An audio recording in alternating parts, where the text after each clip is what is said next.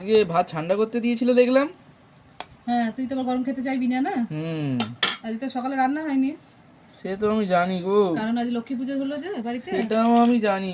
তো দেখ কি রান্না করেছি। দুপুরবেলা এসে বাড়িতে প্রেসারে ভাত করেছি।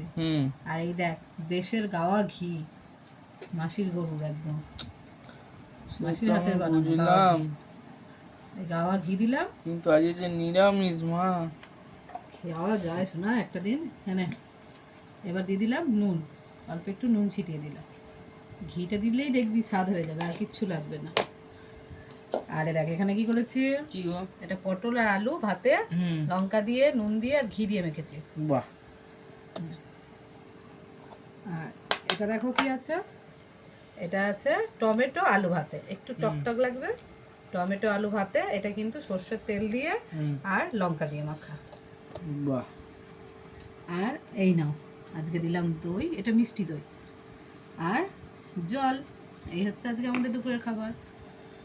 পুরো সিম্পল, কিভাবে খাবো? এইভাবেই খেতে হবে। বসে পড়লাম। বসো।